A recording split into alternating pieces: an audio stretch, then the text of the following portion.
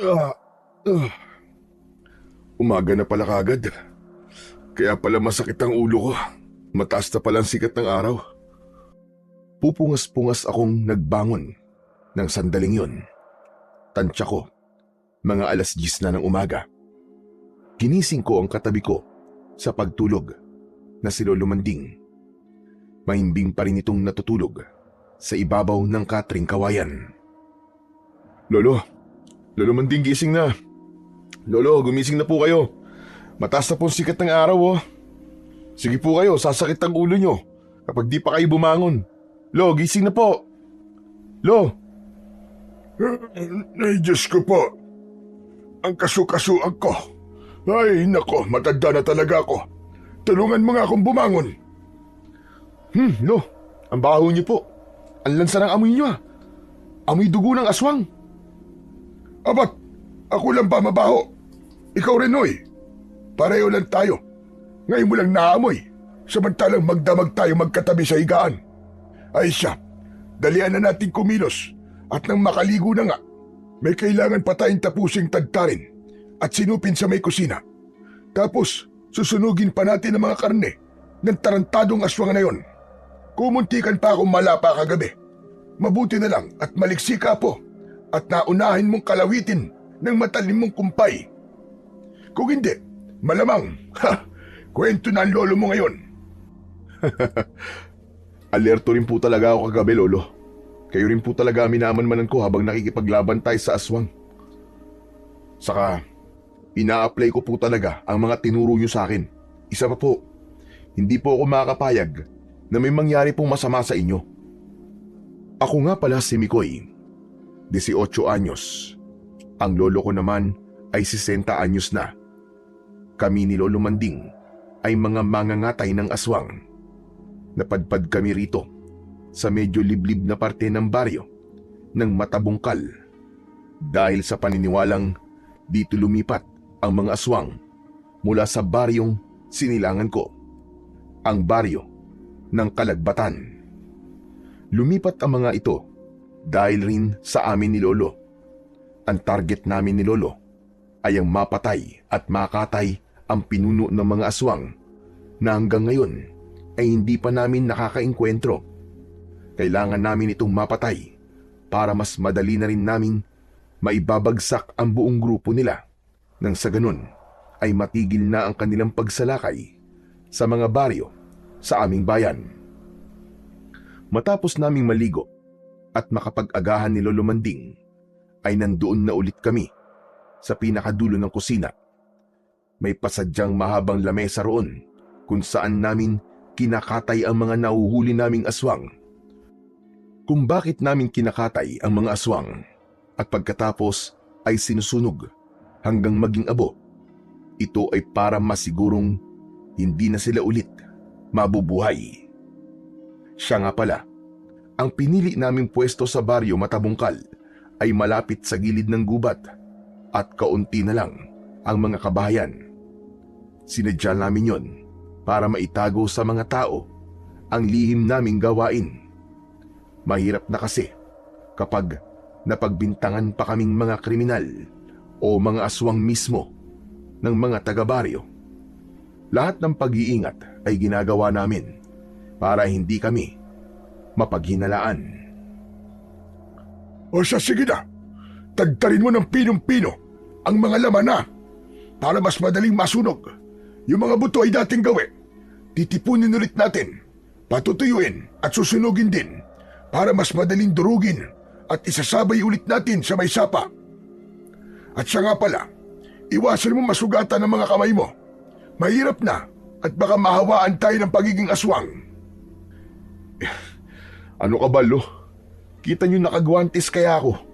Saka, wag niyo na po akong alalahanin. Talagang nag-iingat din po ako.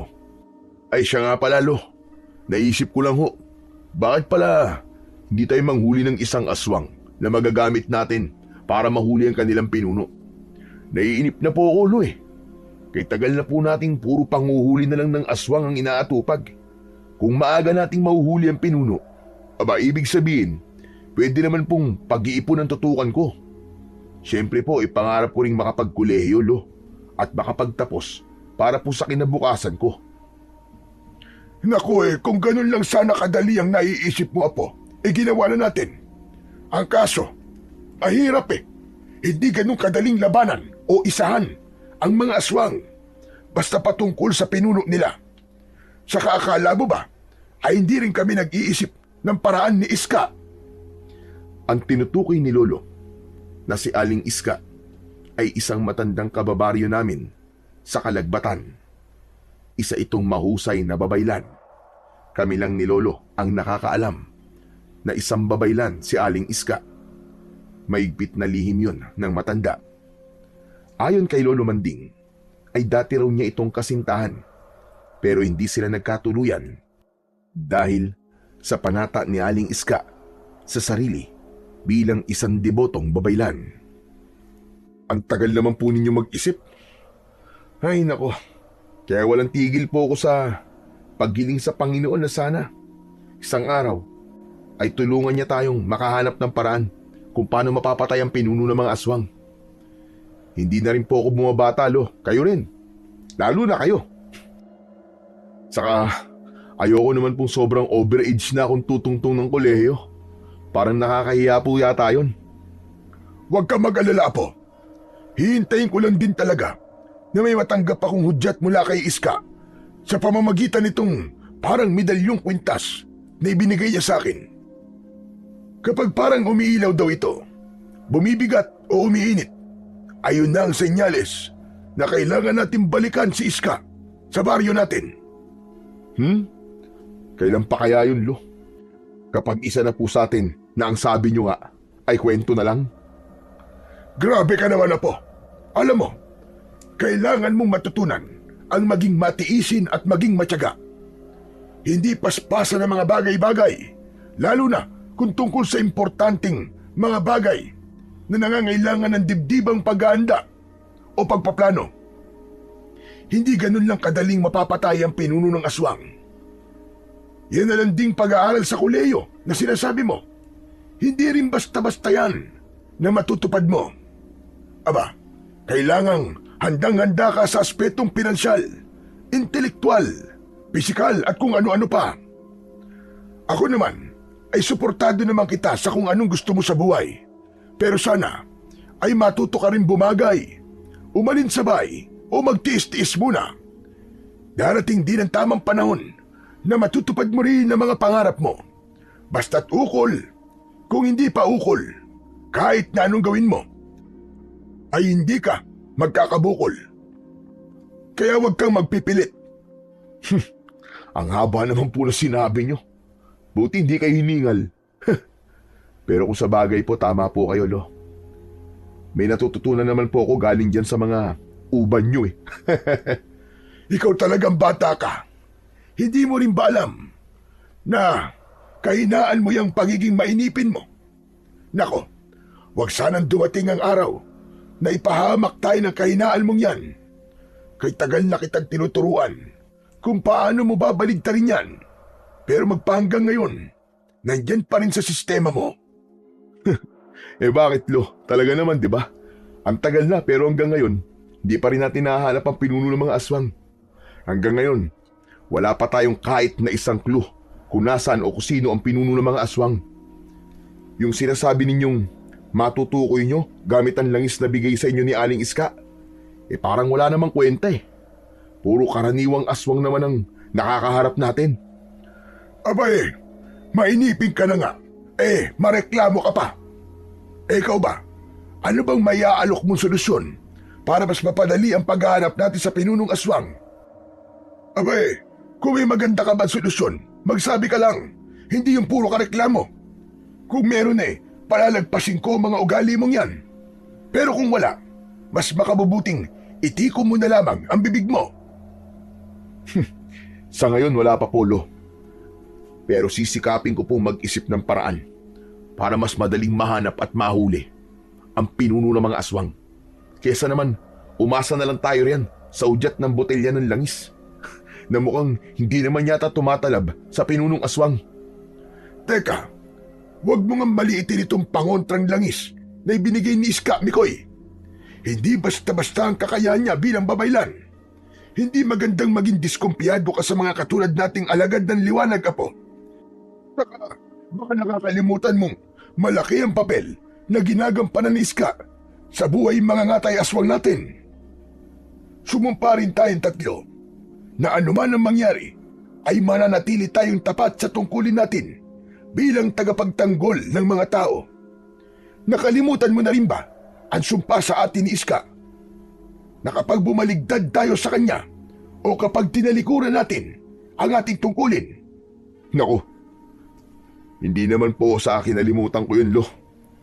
Ang sa akin lang po, gagawin ko pa rin po ang parte ko sa paghanap ng paraan. Ang ibig ko po sabihin mas marami tayong maaasahan ay mas mainam. Tama naman po ko ron, di po ba? Kung sa bagay tama ka, Apo. Gawin mo lang ang parte mo. Pero ipapaalala ko lang sa iyo na sa tuwing may naiisip kang paraan, bago mo yun isagawa na ikaw lang, ay huwag mong kalimutang ikonsulta muna sa amin ni Iska o kahit sa akin na lang. Sa laban natin sa mga aswang, Apo, lalo na sa kanilang pinuno, hindi tayo dapat nagpapadalos-dalos. Sige po, Lo. Tatandaan ko po yan. O siya, tutal tapos na natin ang pagtagtad sa mga lamang ito. Kuhanin mo na yung mga inihanda natin sako na gagamitin sa pagsusunog. Kunin mo na rin yung gaas at ihanda mo ng asarol at piko. Ako naman isisilid ko lang ang mga ito sa sakong ito. Ako nang bahalang magdala ng iba pa nating mga gagamitin. Dalian mo at kailangan na natin pumunta sa gubat. Yung mga pangontra po natin, Lo, dalhin nyo na rin. Para hindi po tayo masundan kung sakaling may mga aswang na maligaw sa gubat. Siyempre naman, dadalhin ko talaga yon. Ang mga yung pa ba ang makakalimutan ko? Sige na, kumilos ka na. Mga bandang 2:00 ng hapon, nang dumating na kami, nilulumanding sa gubat. Noon ay sinusunog na namin sa inukay na butas sa lupa ang mga tinadtad naming katawan ng aswang. Nasa kasagsagan kami ng pagkikwentuhan ni Lolo nang walang ano-ano ay may narinig akong parang pamilyar na boses sa di kalayuan mula sa kinaroroonan namin. Teka, Tay. Naamoy ba ninyo ang naamoy ko? Parang nasusunog na laman ng tao ah. Saka, bakit parang naamoy ko rin ang amoy ng laman natin sa sinusunog na yun, Tay? Teka, hindi kaya... Nangunot ang noo ko ng sandaling yon habang pinakikinggan ang boses na yon. Napansin tuloy ako ni Lolo Manding. Oh, bakit ganyan ang itsura mo, Apo? Ano bang meron? Huwag mo na kayo maingay, Lo. Parang boses po ni Rolito ang naririnig ko. Rolito? Aba, paano namang nandito yon? Hindi ba nga umalis na sila sa baryo natin? Ang balita ko ay lumuwas sila ng Maynila. Baka namimiss mo lang ang kaibigan mong yon at hinahanap ng tenga mo ang boses niya. Hinaan nyo lang po ang boses nyo, Lo. Manahimik na muna kayo para marinig nating maigi. Boses po talaga ni Rolito At narinig naming muli ang boses ni Rolito.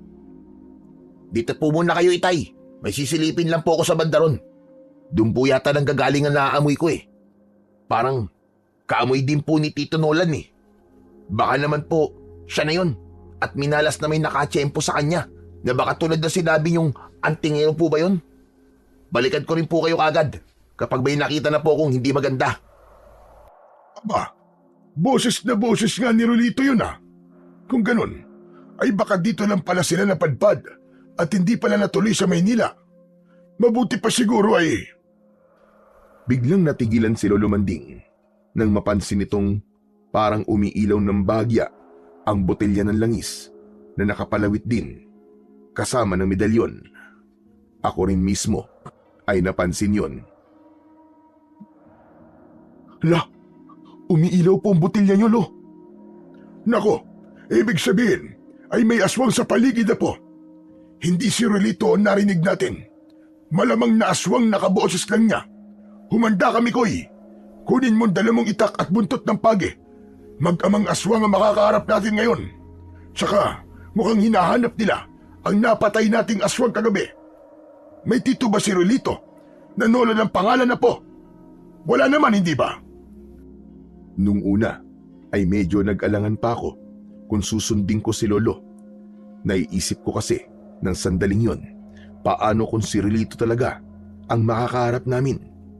Pero napagtanto ko ring hindi nga pala aswang sina Rolito at ang pamilya nito. Kung aswang sila, ay matagal na sanang umiilaw ang suot na medalyon ni Lolo tuwing nakakasalumuhan namin ang mga ito nung naroon pa kami sa baryo Kalagbatan. Kaya naman ay sinunod ko na rin si Lolo. Tama ka, Lolo. Hindi nga pala aswang si Rolito. Eto, Lo, handang-handa na ako. Alerto na po tayo. Hapon pa lang po, pero mukhang may mga makakatay na naman tayo. Sandali kaming alertong naghintay ni Lolo Manding habang bahagyang nagtatago sa mga halaman sa paligid. Maya-maya pa, mula sa likod ng malapad na puno ay lumitaw ang isang lalaking sa tansya ko. Ay kasing tangkad ko lang at kasing edad ko lang din. Napakunot ang noo ko nang masilayan ang mukha nito. Ha? Tignan niyo, Lo. Sa banda ron, sa tabi po ng puno. Si Rolito talaga, Lo. Nasaan? Aba, oo nga. Anong ginagawa niya rito? Huwag mo sabihing aswang siya po. Heto nga, lalong bumibigat itong botelya ko, saka umiinit. Anak ng tokwa. Aswang si Rolito? Teka, Lo. Baka naman mamaya may iba pa sa paligid, maliban sa kanila. Baka ibang nararamdaman yung presensya ng aswang. Hindi po si Rolito at ang itay niya.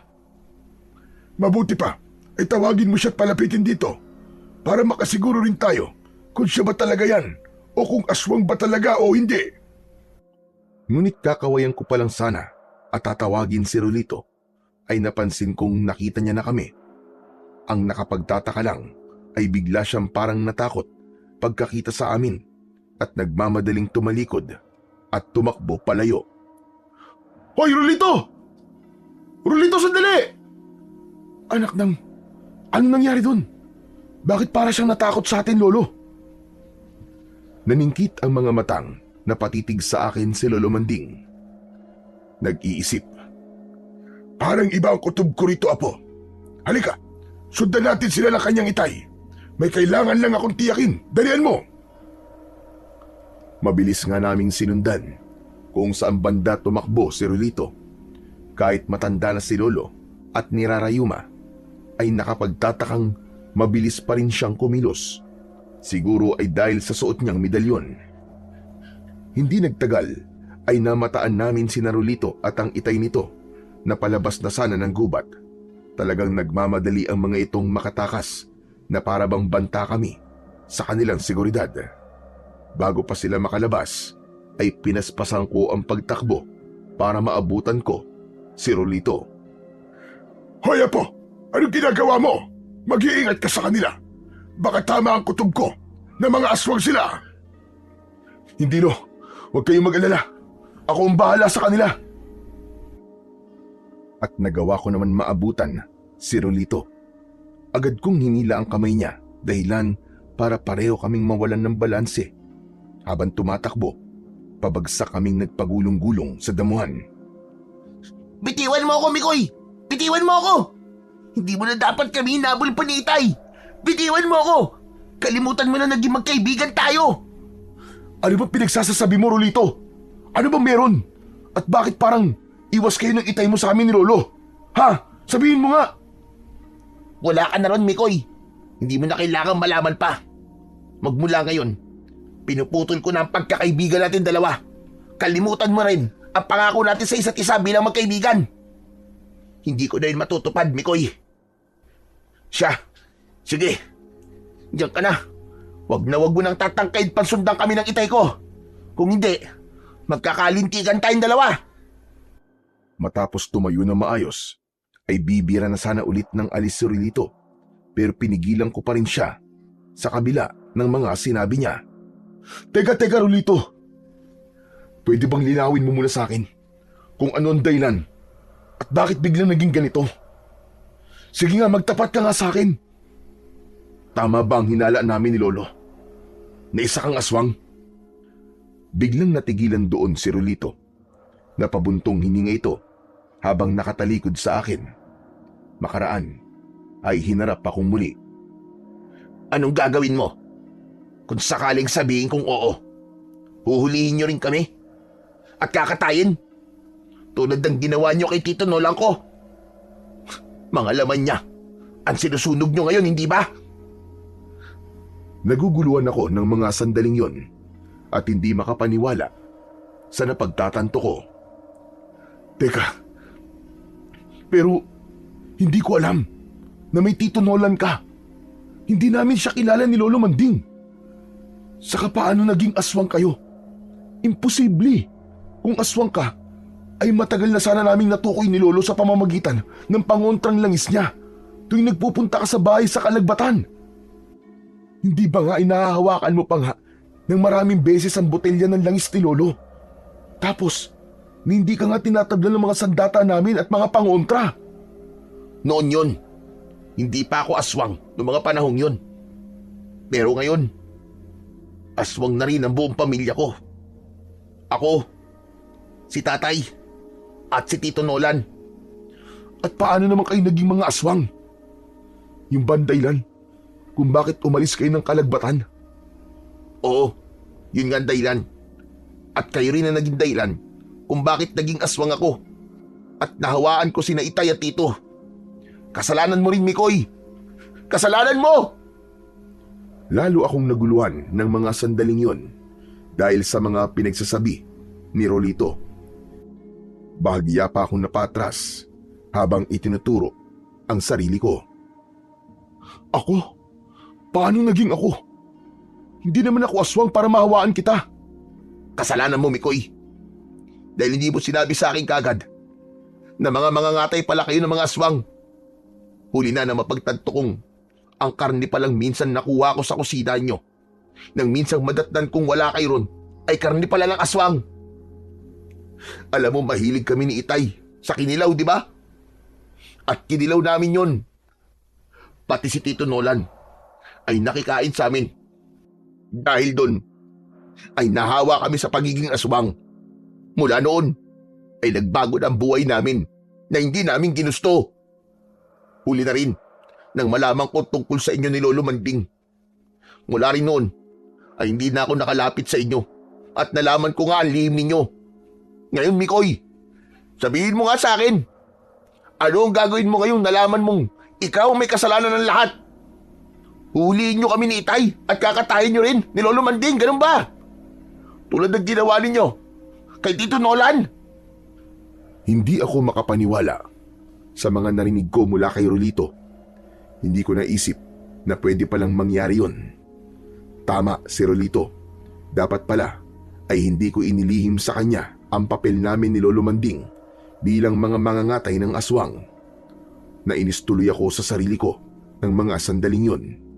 Nakaramdam ako ng pagsisisi at pangliliit dahil sa nangyari sa matalik kong kaibigan.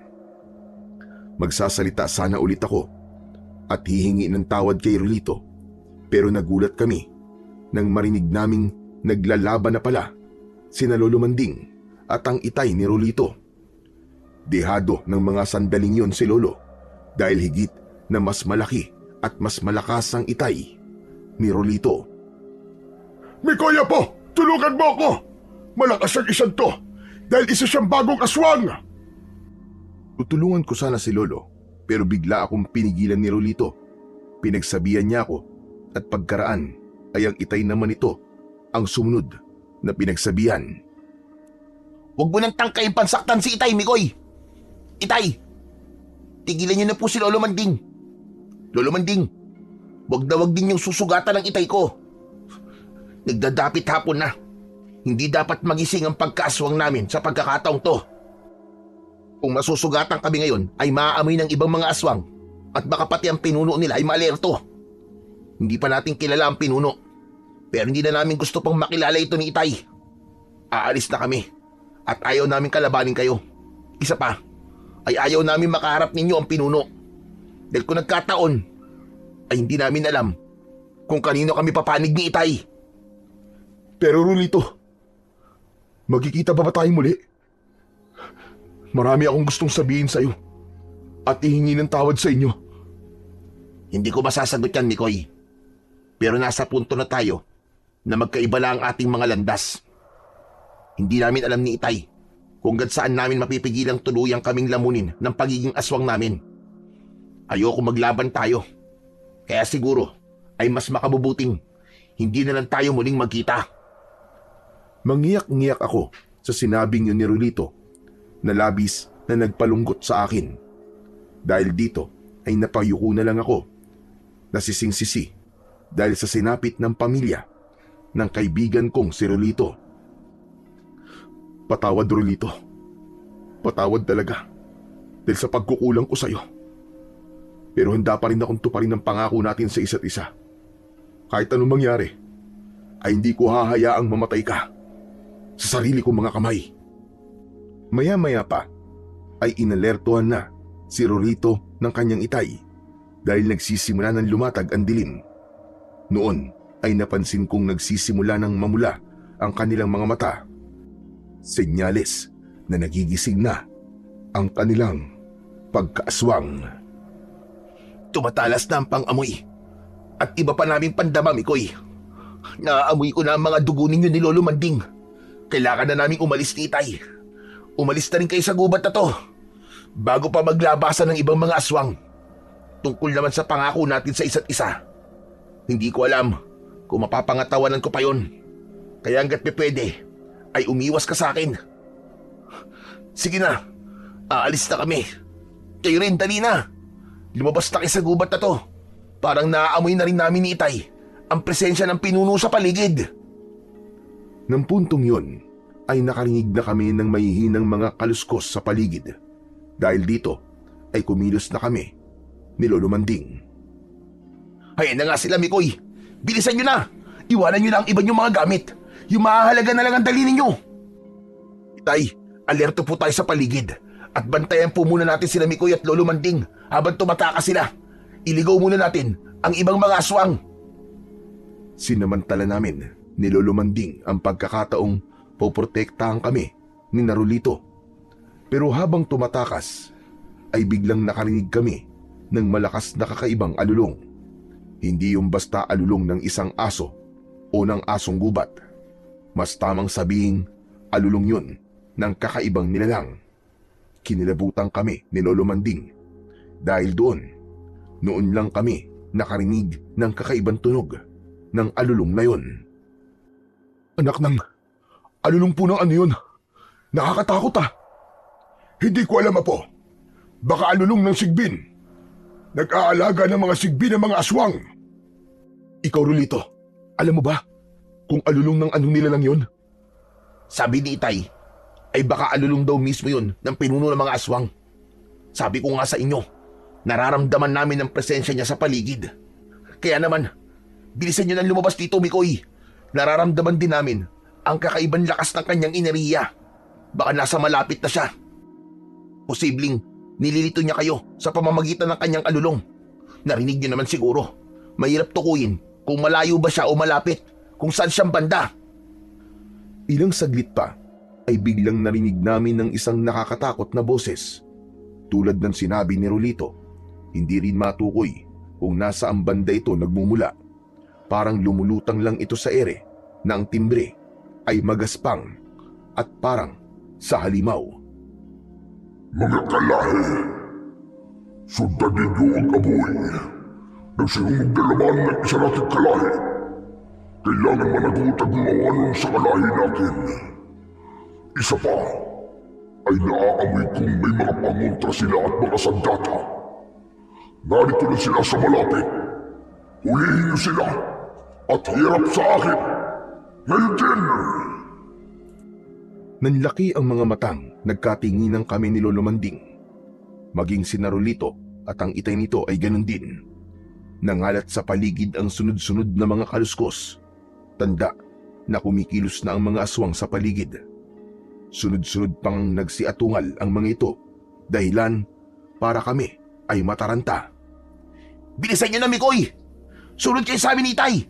May alam kaming ruta palabas ng gubat na to na sigurado kong hindi tatangkain daanan ng mga aswang. Dalian nyo! Alam ko kung saan banda yun, Rolito. Lolo Manding, doon tayo dadaan sa banda kung sa maraming tumutubong mga alabang kinatatakutan ng mga aswang. Yung kailan lang po ay natuklasan nating malapit sa may batis. Tama, doon nga Mikoy. Kumilos na kayo, bilis. Bago pa kayo maabutan at maunahan. Kami na ni Itay ang haharang sa mga aswang na tulad namin. Nang malapit na naming marating ang rutang yon sa may batis, ay saka naman isa-isang nagsulputan ang mga aswang. Napaatras kami ni Lolo Manding pagkat pagkababangis ng mga itsura nila. Parang alam din ng mga itong doon talaga kami dadaan. Sinimulan nila kaming harangan. Sa puntong yun ay tuluyan ng nag-anyong aswang, si Narulito at ang itay nito. Grabe ang pag-atungal nila habang nagpapalit ng anyo. Binalingan ako ni Rolito pagkatapos. Humanda kayo, Mikoy. Lolo Manding. Itataboy namin ang mga aswang na humarang sa daraanan yung ruta. Oras na maitaboy namin sila, ay tumakbo agad kayo, papasok, nang wala ng lingon-lingon pa. Sige na! Pero tutulungan namin kayong itaboy sila, Rolito. Huwag na, Mikoy. Kami ng bahala ni Itay. Ang importante ay makatakas kayo ng ligtas. Hindi nyo sila kakayanin pagkat marami pang magdadagsaan sila dito. Saka nandyan din ang pinuno nila. Sige na! Humanda na kayo! Sibat na! At ganun nga ang ginawa namin nang simulang ipagtabo yan ni Narulito at ng kanyang itay ang mga aswang na humarang sa daraanan naming ruta, ay sinamantala kagad namin ni Lolo Manding na pasukin yun. Kitang-kita namin kung paano nahirapan si Narulito at kung paano nila tiniis makipaglaban sa mga babamangis na aswang. Narinig ko pang pinagmumura at binabantaan ng mga aswang ang mag-ama. Pinauna ko si Lolo Manding sa pagtakbo para hindi ko na siya aalalahanin pa kung sakaling mahuli siya. Saka malas-malasa naman ay nadapa pa siya sa may bungad ng papasok sa ruta. Naku naman, Lo, kung kailan papasok na tayo saka pa kayo nadapa. Bilisan niyo na po, nahihirapan na po si Narulito. Ay, eto na nga eh. Pahamak naman kasi itong rayuma ko eh. Alalayan mo na nga lang ako, Apo. Aray ko. Habang inaalalayan ko si Lolo, ay napapasulyap ako sa banda ni Narulito. Nakikita kong medyo dehado sila pagkat marami ang mga aswang na kinakaharap nila. Mabuti na lamang at matapang ang kanyang itay at mabilis ding mag-isip ng paraan kung paano ililigaw at iisahan ang mga ito. Si Rolito ay napasulyap din sa gawi namin ni Lolo. Napasimangot siya sa akin. Ano na, Mikoy? Bilisan nyo na! Malapit na rin pumunta rito ang pinuno! Naamoy ko na, matapang niyang amoy! At binilisan na nga namin. Nang makapasok na kami sa rutang maraming tanim na pangontra sa aswang na mga halaman, ay tinapunan ko pa ng huling sulyap si Narulito. Nagulat ako nang sa di kalayuan, sa banda nila, ay napansin kong parang may kumpul ng itim na usok na paparating. Parang may mga galamay na parabang gumagapang. Hayan ang pinuno, Mikoy! Sa pinuno na malamang ang itim na usok na yan! Bilisan nyo na! Sasagutin ko pa sana si Rolito, pero bigla na lang akong hinila ni Lolo Manding. Tara na, Apo. Aba, at tatangkain mo pang balikan si Narulito. Mag-isip ka naman. Hindi pa panahon para harapin natin ang pinunong aswang. Pero paano po sina Mikoy, Lo? Siguradong pag-iinitan sila ng pinuno. Kaya nga, tara na. Hindi pwedeng makita tayo ng pinuno at lalong iisipin ng pinuno na ipinagtatanggol nila tayo. Eh bakit, Lo? Alam na rin po naman ng mga ibang aswang ha.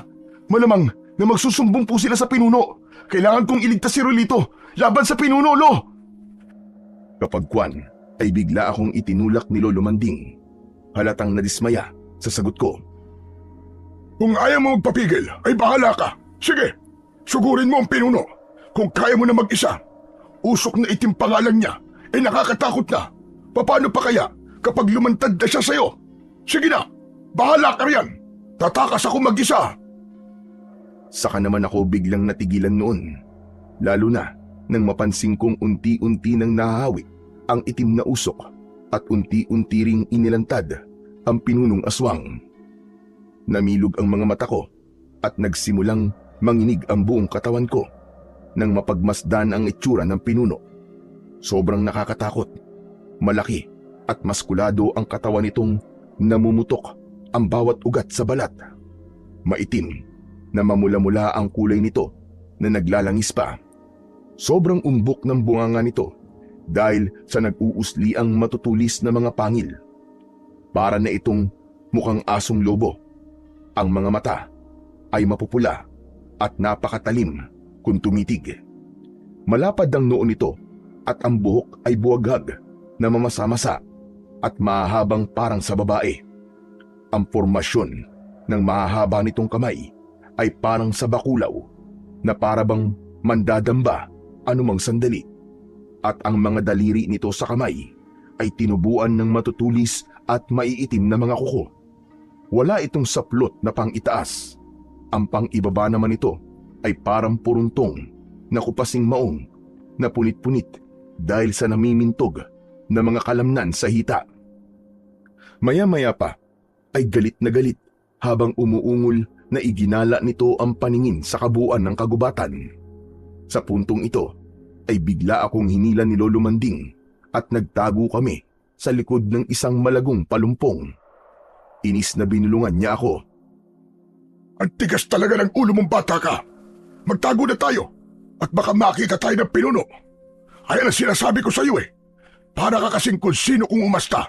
Ano? Sa tingin mo ba ay kakayanin mo ang pinuno ng mga aswang na yon?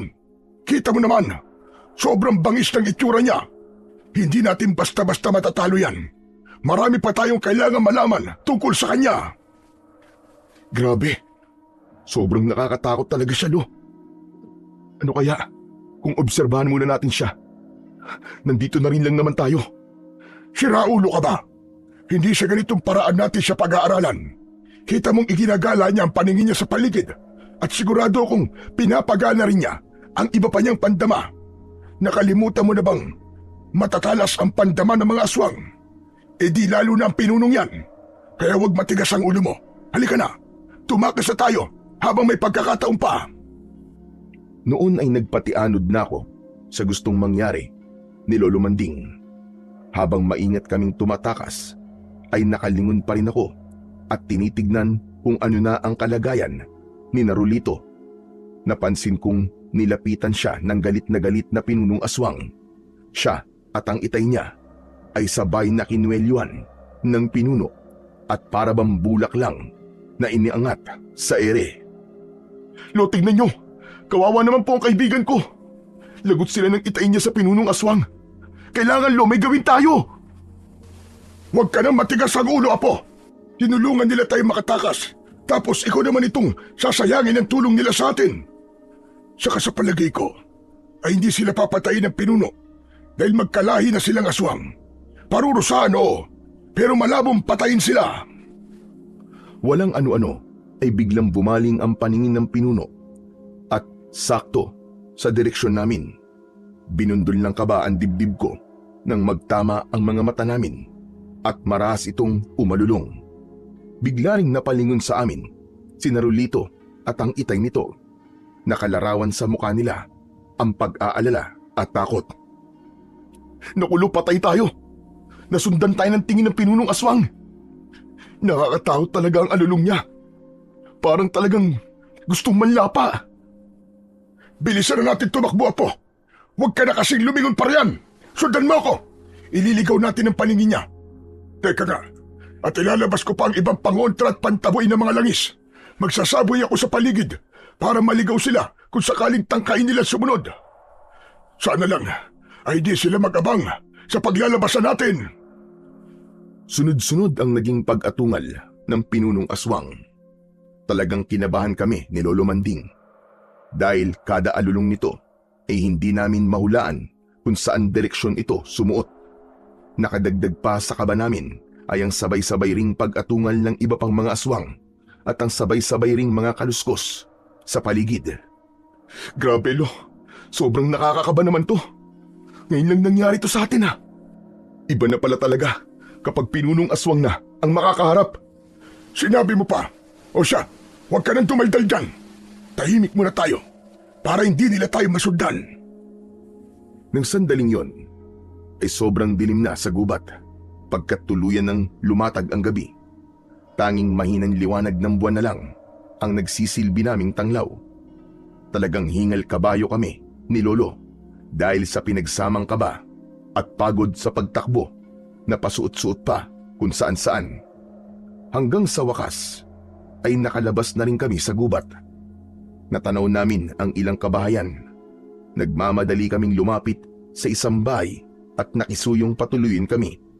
Nagkataon namang ang nalapitan namin ay bahay ng isang magaling na albularyo na may alam din tungkol sa mabibisang mga pangontra laban sa mga aswang. Ang mga dingding mismo ng bahay ay taddad ng nakasabit na mga pangontra. Doon kami nagpalipas ng gabi ni Lolo Manding. Magdamag kaming nakabantay pagkat naririnig namin sa kalapit na gubat ang mga singasing at atungal ng hindi mapakali na mga aswang. Pagsapit naman ng kinabukasan ay maaga kaming nagpaalam at umalis sa bahay ng albularyong si Mang Teban. Pinabaunan pa niya kami ng ilang mga pangontrang langis. Bago kami tuluyang umuwi ni Lolo Manding, ay tinangka muna naming bahagyang pumasok sa gubat. Meron lang kaming titignan. Tignan mo po mga damuhan. May mga bakas na nag-aabang talaga rito ang mga aswang kagabi. Mabuti na lang talaga at naunahan natin sila at nakalabas kagad tayo. Kung hindi, baka riyan na rin tayo sa loob ng gubat nagpalipas ng gabi. Si Narulito kaya at ang itay niya, Lo. Ano na po kaya nangyari sa kanila? Ano po kaya ang ginawa sa kanila ng pinunong aswang? Pero hindi ko na hinintay pan sumagot si Lolo Manding. Pabigla kong tinawag ang pangalan ni Rolito sa gubat. Sa pagbabaka sakaling naroon pa sila ng itay nito. Rolito! Rolito, nandiyan pa ba kayo? Kung nandiyan kayo, magpakita kayo sa amin ni Lolo! Ayos lang ba kayo? Nagulat kami ni Lolo nang pagkatawag ko ng malakas sa pangalan ni Rolito ay nakarinig kami ng sunod-sunod na mga kaluskos sa paligid. Senyales na may iba pa bukod sa amin sa parte ng gubat na yon. Ano ka ba naman, Apo? Bigla-bigla ka naman sumisigaw. Baka mamaya may naiwan pa ritong mga ilang aswang para magbanman. Padalos-dalos ka talaga at mainipin kahit kailan. Maanong tahimik lang muna tayong mag-obserba? Kailangan may makita tayo ritong kahit na anong makatutulong sa atin para malaman ang mga kahinaan ng mga aswang at ng pinuno nilang nakita natin kahapon. Maya-maya pa, habang nagsasalita si Lolo, ay may napansin akong parang manipis na usok. Papawala na ito noon sa isang banda, malapit sa ilang kumpol ng mabababang mga halaman. Itinuro ko yun kay Lolo Manding. Lo, tignan niyo po sa banda ron, oh. Parang may usok po na itim na papawala na. Parang sa usok na itim po ng pinuno na nakita po natin kagabi. Diyos ko po, baka nasa paligid pa rin ang pinuno ng mga aswang. Alerto tayo at baka mamaya ipadala niya yan para tiktikan tayo. Sandali nga at sasabuyan ko ng pangontang langis. Pero nang sasabuyan na sana ni Lolo Manding ng pangontang langis ang banda ng mga halamang itinuro ko, ay bigla ko siyang pinigilan. May napansin kasi akong lumitaw mula sa mga halaman. Rolito? Teka lang, nandito pala si Rolito. Huwag niyo po siya sabuyan. Anong ginagawa mo rito, Rolito? Ang itay mo nasan? Bakit mag-isa mo lang? Huwag po kayo maingay. Hinaan lang po ninyo mga boses nyo. Nandito po ako para tulungan kayo na matalo ang pinunong aswang. Alam ko na, Mikoy, kung anong kahinaan ng pinunong aswang. Talaga ba, Rolito? Anong kahinaan ng pinunong aswang? Sabihin mo na agad sa amin para madali at mabilis na namin siya mapatay ni Lolo. Kapag nagkataon, sa wakas, matututukan ko naman ang pag-iipon ko para sa plano ko makapagkolehiyo. Di ba ikaw din? Pangarap mo rin yun, Rolito? Oo nga pala. Nakalimutan ko na yun eh. E di paano? Magiging kasakasama niyo na ako ngayon laban sa pinuno ng mga aswang. Si Itay pala, huwag din ang isipin. Hindi ko ito ipinalam sa kanya para wala na siyang ibang iisipin at aalalahanin pa tungkol sa akin. Hindi ba siya nahuli ng pinuno nyo? Hindi ba nga nahuli niya kayo kagabi? Oo. Pero nang mamataan niya kayo, ay kagad din niya kaming binitiwan. Kaya nakatakas din kami. Nagtatago ngayon si Itay para hindi siya mabalikan ng mga aswang. Ako naman ay lihim na humiwalay sa kanya dahil gusto kong sumama sa inyo eh. Tutulungan ko kayo matalo ang pinuno ng mga aswang na yon. Nagkatinginan kami ni Lolo Manding at nag-usap ang aming mga mata. Si Lolo Manding ay halatang pinagdududahan si Rolito. Teka nga, Rolito. Akala ko ba pinuputol mo na ang kaugnayan mo sa apo ko? Bakit ngayon ay biglang atat na atat ka namang tulungan kami kuno?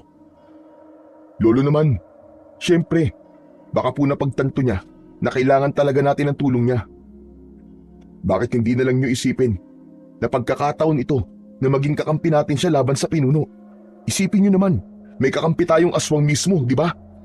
Mas madali na lang nating matatalo ang kalaban kung may katulong tayong may alam tungkol sa kalaban natin. May punto ka naman, Apo. Kung sa bagay, ay matalik naman kayong magkaibigan. Pero kung sasama siya sa atin, paano yun? E di, palagi siyang makukontra ng mga pangontrang langis natin at makaka-apekto pa siya sa pananggal itong medalyong ko. Matatakpan niya ang hudyat kung may ibang aswang sa paligid. Sus, yan lang po ba ang inaalala nyo? E di humanap po tayo ng ibang paraan. Sabihan nyo na rin po si Lola Iska.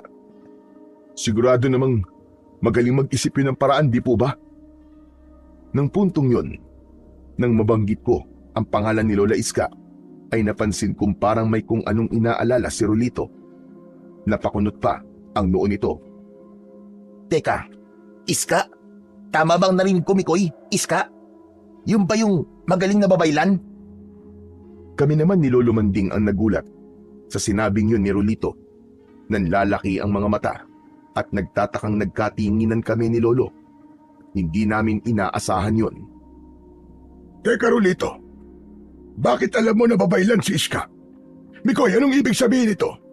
Bakit alam ni Rolito ang bagay na yon na tayong dalawa lang dapat ang nakakaalam? Nako, wala po akong sinasabi kay Rolito, Lo ha. Katunayan nga, nagtataka rin ako kung bakit alam niya yun. Rolito, bakit alam mong babaylan si Lola Iska? Wala naman akong sinasabi sa iyo Ewan ko ba, Mikoy? Bigla ko lang naisip yun. Bakit ba? Babaylan ba talaga si Lola Iska? Hinaan mo lang ang boses mo, iyo. Walang ibang dapat makarinig ng tungkol sa pagkatao ng Lola Iska nyo. O siya, mabuti pa umalis na tayo rito at umuwi na tayo sa atin, Mikoy. Si Rolito Pulo, isasama po ba natin? Sige, isama natin siya. Sumunod na lang siya sa atin. Tiisin na lang muna niyang dumistansya sa atin. Sa layo, nakakayanin ng pagiging aswang niya. Teka Lo, yung botelya niyo po, itago niyo po muna. Bagya kasing umiilaw dahil po sa presensya ni Rolito. Ay, oo nga pala. Ito na nga ba sinasabi ko Maapektuhan niya ang kakayahan nating makatukoy kung may aswang sa paligid. Di bale, hahanap tayo ng ibang paraan kung paanong matutukoy pa rin natin kung may ibang aswang na umaaligid sa atin. Lo, bilisan niyo pong humanap agad ng paraan. Baka malaman din ng ibang mga aswang yan at baka samantalahin din nila. Kailangan, bago muling gumabi ngayong araw, ay may solusyon na po kagad tayo. At sa palagay mo, ay ganun lang kadali at kabilis yan? Ay naku, Apo, umaandar na naman ang pagiging apurado at mainipin mo. Tama naman po si Mikoy, Lolo Manding. Talagang kailangan po nating maapura na maunahan ng mga aswang. Lalo na po ang pinuno. Kailangan makahanap kagad tayo ng paraan ng mas maaga. Abay, kung may maimumungkay kayong magandang paraan, bakit hindi? Bakit? May paraan ba kayo naiisip na magkaibigan? Sige nga. Palibasa, ay pareho lang din kayong atat palagi. Saka bakit parang gusto nyo kong turuang maging padalos-dalos? Hindi naman po sa ganun. Nalaman ko lang po kasi at natadya kung gaano kalakas ang kapangyarihan ng pinuno ng mga aswang na Horoko. Kaya kailangan po natin siyang maagang mapaghandaan. Kesa naman po, mauli tayo sa pagkilos. Kung siya po ang mauuna laban sa atin, sigurado po kung wala na tayong magiging kalaban-laban pa. Tama. Kita niyo na, Lo. Tama lang talaga na kasama natin ngayon itong si Rolito. Mas mabuti na po na dalawa ang kasama niyo na sariwa pa kung mag-isip ng mga paraan. Sariwa na pareho namang kulang pa sa karanasan. Ganun ba? Huwag nga ninyong ipamukha sa akin na luma na at walang silbi ang mga paraan ko ng pag-iisip. Luma man, pero sigurado pa rin. Hindi katulad ng paraan nyo ng pag-iisip na walang kasiguraduhan.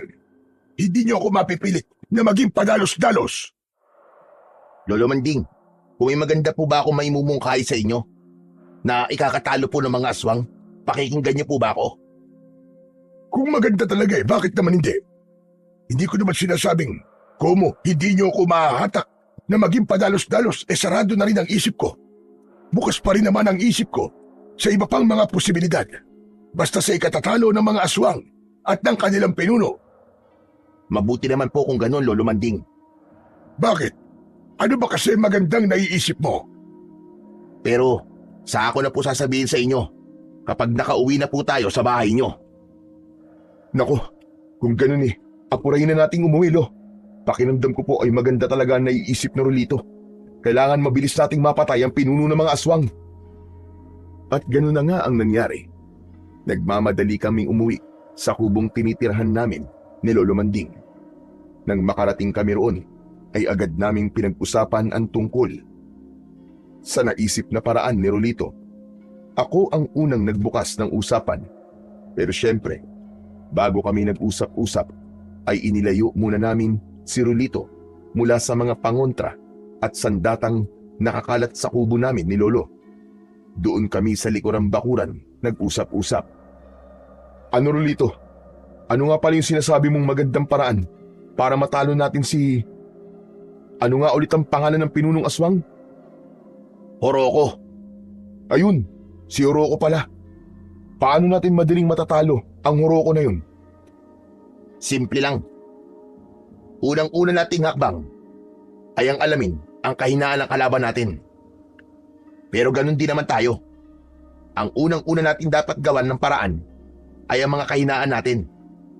Kapag nalaman kasi yun ni Horoko, ay yung kagad ang pupuntiryahin niya sa atin.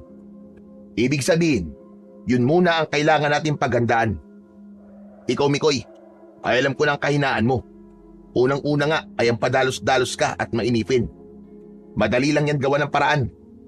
Ang hindi ko pa alam ay ang mga kahinaan ni Lolo Manding. Ano nga ba ang kahinaan nyo, Lolo Manding? Nakita kong medyo natahimik si Lolo Manding at parang ayaw sagutin ang tanong ni Rolito. Kaya naman ay ako na ang nagkusang sumagot kay Rolito. Hindi mo na kailangang itanong yan, Rolito. Siyempre, matanda na si Lolo, di ba? Kaya asahan mo nang ang kahinaan niya ay ang katandaan niya. Hindi na siya ganun kalakas sa pisikal. Nirarayuman na nga yan si Lolo Medyo napabungis-ngis pa doon si Rolito na medyo nagpapula naman sa mukha ni Lolo. Halatang hindi niya nagustuhan ang pagsabat ko. Hehehe, yun lang po ba ang kahinaan niyo, Lo? Maliban po sa pisikal na kahinaan, ano pa po ba ang iba niyong kahinaan? Kailangan ko ba talagang sabihin ang talagang kahinaan ko? Bakit hindi na lang tayo sa itinatago kong galing ang pag-usapan natin? Mas marami naman akong kalakasan kaysa sa kahinaan ko. Kumpara dito sa kaibigan mong kakapiranggot ang kalakasan. Aspetong pisikal lang ang kalakasan niya. Kung tungkol sa isip, ay kulang na kulang yan. Anong kulang na kulang sa isip ang pinagsasasabi niyo, Lo? Para sabihin ko po sa inyo, mainipin lang talaga ako. Pero kung sa talino, meron naman po ako nun, no? Saka pwede po ba, Lo? Sagutin niyo na po ang tanong ni Rolito. Kailangan magawa na po natin ang paraan ng kahinaan niyo kung sakaling doon tayo itatarget ng Horoko na yun. Pero nag-aalinlangan pa rin talaga si Lolo. Halatang ayaw talaga niyang ipagsabi ang sariling kahinaan. Sa paraan niya ng pagsulyap kay Rolito, ay halatang pinagdududahan niya ang intensyon ni Rolito. Kaya naman, nang may ibinulong sa akin si Rolito, ay sumang-ayon akong pagkaisahan namin siyang pagtulungang hikayating magsabi ng kanyang kahinaan. At sa wakas, ay napapayag din namin si Lolo Manding. Pero nang sasabihin na sana niya ang kanyang sikretong kahinaan, ay napansin kong bigla namang bahagyang umilaw ang suot niyang medalyon na bigay sa kanya ni Lola Iska. Halalo, yung medalyon niyo po, bahagya pong umiilaw. Pagkasabi ko nun, ay napansin kong parang nadismaya naman si Rolito. Parang nag-iba rin ang aura ng mukha niya. Yung parabang medyo nagalit siya habang medyo tumalim ang mga matang napatingin sa medalyon ni Lolo Manding.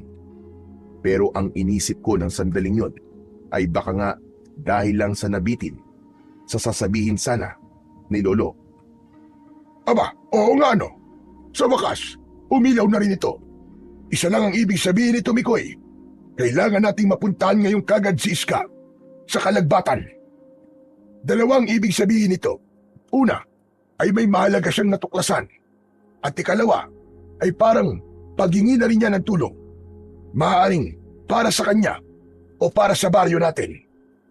Naku, baka po nagsibalik na po ang ibang mga aswang sa baryo natin, Lo. Malamang nga, Apo. Kaya ngayong araw din, bago lumubog ang araw o bago sumapit ang hapon, ay kailangan naroon na tayo. Kaya maganda ka na, Apo. At ngayon din, ay uuwi na tayo sa kalagbatan. Isasama po ba natin si Rolito? Siya, tanungin mo. Kung gusto niya sumama. Hindi kagad nakasagot si Rolito. Nandiretya siyang tanungin ni Lolo Manding. Sandali pa itong nag-isip ng isasagot. Hindi na lang po muna ako sasama sa inyo, Lolo Manding. Mikoy, susunod na lang ako sa inyo sa kalagbatan. Kakausapin ko lang muna si Itay at magpapaalam ako sa kanya. Bilang ama po, may karapatan pa rin po siyang malaman ang kalagayan ko. Ganun ba? O sige, hihintayin ka na lang namin dun sa kalagbatan. Tuloy, ipapaalam na rin namin kay Lola Iska ang tungkol sa inyo na may kakampi kaming tulad mo na isa na ring aswang. Tiyak na matutuwa sa'yo si Lola Iska. Kung alam mo lang, ay gusto niya rin talagang magkaroon kami ng kahit isa man lang na aswang nakakampi. Di ba, Lolo Manding? Tama ang Apo ko, Rolito. O siya, magsikilos na tayo. Wala tayong dapat aksayin na panahon. Kailangan bago sumapit ang gabi, ay makapaghanda na tayo laban sa pagsalakay ng mga aswang. Dito naman sa Matabungkal, ay nasabihan naman na natin si Kateban. Siya na ang bahalang magpamunmod sa mga kababaryo niya ng mga kailangang pangontra laban sa mga aswang na narito pa rin. Saka, babalik din tayo rito para harapin si Horoko. Naghiwalay na nga kami ni na Lolo Manding at Rolito. Kami ni Lolo ay nagmadaling umuwi sa kalagbatan. Si Rolito naman ay sa kagubatan nagtungo na nang mapansin ko ay ipinagtaka ko. Pero ang nasa isip ko ng sandaling yon ay baka sadyang doon lang ang ruta papunta kung saan man naroroon ang kanyang Itay. Papahapon na nang makabalik kami sa kalagbatan. Ang bahay kagad ni Lola Iska ang pinuntahan namin ni Lolo Manding. Habang papalapit kami sa bahay niya, ay napansin ni Lolo Manding na bahagyang umiilaw ang botelyang nakapalawit sa kanyang kwintas kasama ng medalyon. Kasabay nito ay may naririnig kaming parang mga kaluskos sa paligid. May namataan din akong parang anino na nang lingunin ko ay mabilis na nagtago sa mga halamanan sa paligid. Teka, Apo. Parang may umaaligid dito na aswang. Umiilaw itong botelya ko sa dibdib. Alerto ka, Apo. Lagot sa atin ang aswang na yan kapag natsyempuan natin. Talagang nagbalik na sila rito sa kalagbatan. Pues, humanda sila. Doon pulo, sa may bandang halamanan. Parang may anino po akong nakitang nagtago sa bandaron. Hala, tignan niyo pulo. Parang may itim na usok ding sumusunod sa may bandang halamanan. Nako, baka sinundan po tayo rito ng pinunong aswang. Aba, kung ganun, ay delikado na rito sa baryo natin, Apo. Pero hayaan muna natin siya. Kung ang pinuno man yan, kailangan makausap ko na si Iska. At para malabanan na natin siya. Tignan mo, hapon na rin, Apo. Ilang oras na lang ay lulubog na ang araw.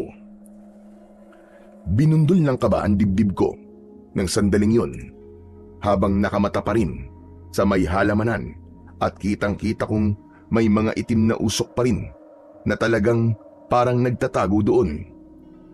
Maya-maya pa ay biglang humahangos na lumabas si Lola Iska at sinalubong kami. Kitang-kita rin sa mukha niya ang labis na pag-aalala at takot. Alerto rin itong palingalinga sa paligid. Manding, Mikoy, sabi ko na nga ba't nandyan na kayo? Naramdaman ko ang presensya ninyo. dahil dyan sa medalyon mo, Manding. Pero bilisan nyo at pumasok na kayo sa bahay ko. Dalian nyo. Nararamdaman ko rin kasi na umaaligid dito sa bahay ko ang isang malakas na enerhiya. Palagay ko ay narito at lihim na nagmamadman ang pinuno ng mga aswang. Saka parang, basta, bilisan nyo na pumasok sa bahay ko. Delikado rito sa labas. Nang makapasok kami sa loob ng bahay ni Lola Iska, ay kagad niyang isinarang maigi ang pintuan at inutusan din kaming tulungan siyang isara ang mga bintana. Sinabihan niya rin kaming sabitan ang bawat bintana ng mga pangontrang iniabot niya sa amin. Nang matapos naman naming maisara ang mga bintana, ay inakay kami kagad ni Lola Iska sa kwarto niyang tadtad ng mga gamit pangbabaylan. Natuntun ko na kung nasaan ang pinunong aswang, Manding. Ano ka mo? Pero kami rin ni Mikoy ay minsan na naming nakita ang pinunong aswang. Alam na rin namin ang pangalan niya. Ano nga ulit ang pangalan niya, Mikoy? Horoko Polo. Tama, Horoko nga. Saka, paano mo siyang natuntun, Iska? Samantalang, malayo-layo rin ang matabungkal rito sa Kalagbatan. Dahil riyan sa medalyon mo, Manding. Nagpadala sa akin yan ng hudyat nang mapalapit ka sa kinaroroonan ng pinunong aswang na sabi nyo nga ay si Horoko. Ang ipinagtataka ko lang ay bakit parang dalawa ang nasasagap kong kinaroroonan niya. Yung isa ay naiwan nyo sa matabungkal. At itong isa naman ay narito lang sa paligid-ligid. Itong nasa paligid ay medyo mas malakas ang hudyat kaysa sa isa. Hala, ibig niyo po bang sabihin, Lola Iska, dalawa po ang pinuno ng mga aswang? Hindi ako sigurado, iyo. Pero posible. Saka may isang bagay pa kung lalong nagpapagulo sa akin. Para bang pamilyar din sa akin ang amoy ng isa sa mga narito lang sa malapit. Parang naaamoy ko sa kanya ang kapatid ko si Igme, na matagal ko nang hindi nakikita at matagal ko na rin hinahanap simula nang hindi na siya magpakita sa akin dito sa Kalagbatan. Si Igme? Hindi kaya? Pero sandali, wala naman kayong laing aswang, hindi ba, Iska? Hindi. Malabong maging aswang ang kapatid ko, Manding. Nakalimutan mo na bang isa ring babaylan si Igme? Isa siyang asog o babaylan na lalaki. Katulad ko, ay makapangyarihan din siyang babaylan. Kaya malabong mahawaan siya ng mga aswang. Pero, naaamoy niyo po siya sa sinasabi po ninyong presensya ng pinunong aswang na nandito lang po sa paligid, Lola Iska. Malamang po na siya po yung nandun po sa halamanan sa labas. Tignan po kaya natin sa labas, Lola Iska. Baka nga po ang kapatid niyo nasa labas. May kapangyarihan din po ba siyang maitim na usok? Maitim na usok? May nakita kayo maitim na usok sa labas? Ano ang itsura? Manipis ba na parang may mga galamay? Sa puntong yun ay nagkatinginan kami ni Lolo Manding. Naalala namin pareho ang nakita namin dati sa gubat. May mga galamay ang itim na usok ng pinunong si Horoko. Sabay naming sinagot ni Lolo Manding si Lola Iska ng mariin at sunod-sunod na pagtango. Bakit parang alam mo ang tungkol sa manipis na usok na parang mga galamay ng pinunong aswang, Iska? Hindi ba sabi mo sa akin dati ay hindi mo pa nakikita ang pinunong aswang? Pero bakit parang nakita mo na ang pinuno? Una ay nanlaki ang mga mata ni Lola Iska dahil sa pagkumpirma namin tungkol sa manipis na itim na usok. Sumunod ay parang natakot siya sa labis na pangamba. Napasapu pa siya sa kanyang dibdib. Hindi. Sana ay di totoo na iisip ko tungkol kay Igme. Malabo na magginawa yun ni Igme. Kapag nagkataon, ay hindi maaari. Anong ibig mo sabihin, Iska? Naguguluhan kami sa'yo. Diretsahin mo na nga kami kung anong meron kay Igme at sa manipis na itim na usok ng pinunong aswang. Pero hindi kami kagad sinagot ni Lola Iska. Sa halip ay sandali siyang tumayo at may kinuwang mga gamit ng babaylan. Kumuha siya ng maliit na banga na nilagyan ng kung ano-anong mga tuyong dahon. Sinindihan niya ito at nang magsimulang maglabas ng mga usok ay pasayaw-sayaw na pinaikutan kami ni Lolo habang sinisimulang bumigkas ng engkantasyon na hindi namin maintindihan ni Lolo kung anong lingwahe. Pakapal ng pakapal ang usok na nagmumula sa munting banga. Bunga nito ay halos magkandaubo kami ni Lolo Manding. Makaraan ng ilang sandali ay biglang napatigil si Lola Iska na sinundan kagad ng kanyang grabing panginginig na parabang sinasapian siya ng kung anong hindi nakikitang espiritu. Panghuli ay bigla niyang kinalampag ang lamisitang pinagsasaluhan naming tatlo. Gulat na gulat kami ni Lolo Manding. Inisahan kayo ng pinuno ng aswang. Inisahan kayo, Manding, Mikoy. May isang bagay siyang nakuha mula sa inyo, Manding. Isang bagay na naglantad ng kahinaan mo sa kanya. Ano ka mo? Isang bagay na nakuha mula sa akin? Agad tinignan ni Lolo Manding ang kanyang mga dala, pati ang medalyon niya at kung ano-ano pang nakabulsa sa suot na damit at kupas na pantalon. Pagkatapos ay tulalang napatitig sa akin na parabang may nakikita sa akin na hindi ko maintindihan. Ang singsing ng itay mo, Mikoy, nawawala sa akin. May isinumpa ko sa itay mo, sa singsing na yon. Iska, yung ba ang bagay na nakuha sa akin ng pinunong aswang? Singsing, nako, ngayon mismo ay may ginagawa na ang pinunong aswang sa singsing mo na yon. Ano man sumpa na binitiwan mo sa singsing na yon ay gagamitin ng pinuno laban sa puwersa natin.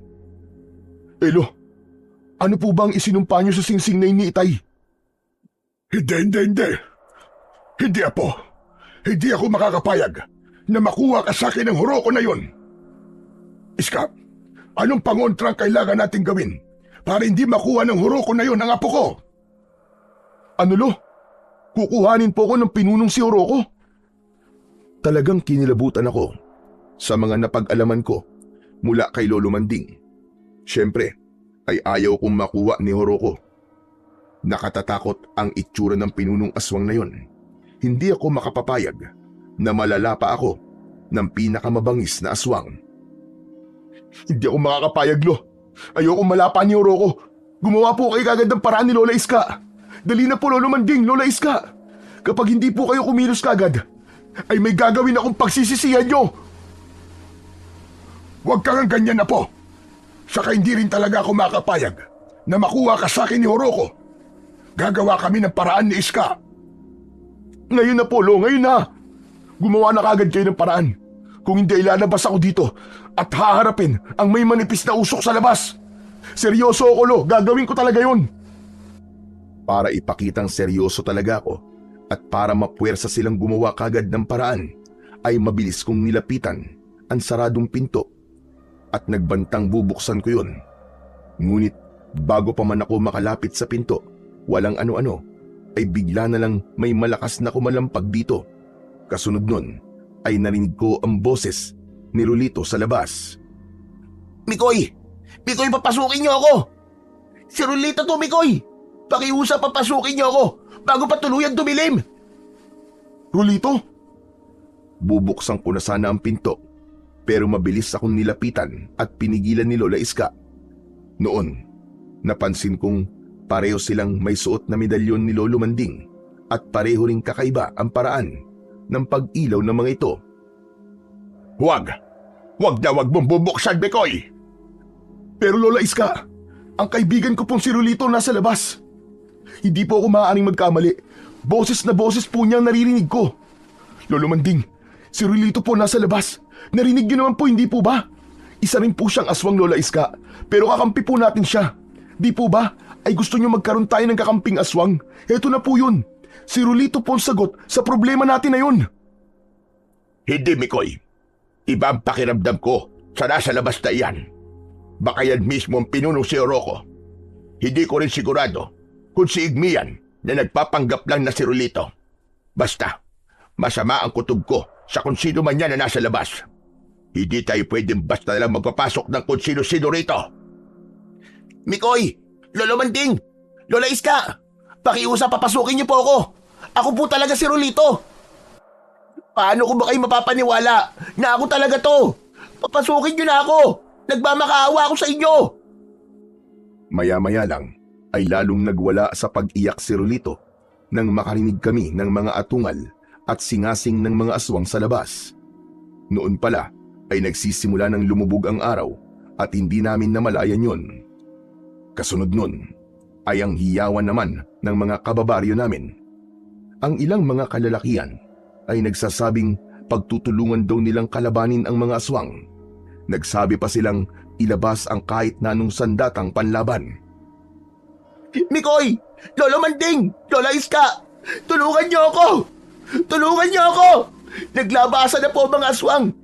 Ako rin po ay nagpapalit na po ng anyo. Baka makita po ako ng mga tao at baka sugurin nila ako at pagtulungan patayin. Maawa na po kayo sa akin. Mikoy! Mikoy, papasukin mo naman ako! Tandaan mo, ikaw ang dahilan kung bakit naging aswang ako. Mikoy, sige na! Maawa ka sa akin! Lolo Manding! Mikoy! Sa puntong yun ay hindi na ako nakatiis. Walang sabi-sabing agad at malakas kong binuksan ang pinto. Pagbukas na pagbukas ko ay pagulong na nabuwal si Rolito na noon nga ay nagsisimula ng magpalit ng anyo tungo sa pagiging aswang. Dahil naman sa pagkabigla ay alertong agad naglabas ng mga pangontra sina Lolo Manding at Lola Iska. Bago pa man nila masabuyan si Rolito ay apurahan kong muling isinara ang pinto na kinalampag naman ng mga kababaryo namin na galit na galit. Nakita na pala nila si Rolito. Matapos yun ay mabilis kong iniharang ang sarili kong katawan kay Rolito. Kung kaya sa akin sa halip na isaboy ang mga pangontra, may ilan namang tumalsik kay Rolito dahilan para magkikikisa ito sa hapding naramdaman. Ano ba, Lola Iska? Huwag niyo siyang sabuyan. Nakikita niyo naman, si Rolito siya. Hindi siya tulad ng inaakala niyong ang pinuno o ang kapatid niyong si Igme. Lola Iska, kakampi natin siya. Katunayan ay tutulungan daw po niya tayo na labanan si Oroco. Pero paano tayo makakasiguro, Apo? Tignan mo, may maninipis na usok na itim na nakapalibot sa katawan niya. Baka hindi siya ang totoong si Rolito. Si Lola Iska, para maalis ang kanyang pagdududa, ay naisipan kagad pausukan si Rolito. Kinuha nitong muli ang dibit-bit na banga na umuusok pa rin noon. Pasayaw-sayaw na pinaikutan niya si Rolito na noon naman ay napansin kong parang lihim na napangisi. Ewan ko, pero iniisip kong baka natutuwa siyang gawin sa kanya yon ni Lola Iska. Napansin ko rin ang mga itim na manipis na usok na pumapalibot sa katawan niya ay para bang gumagapang papunta sa direksyon ko.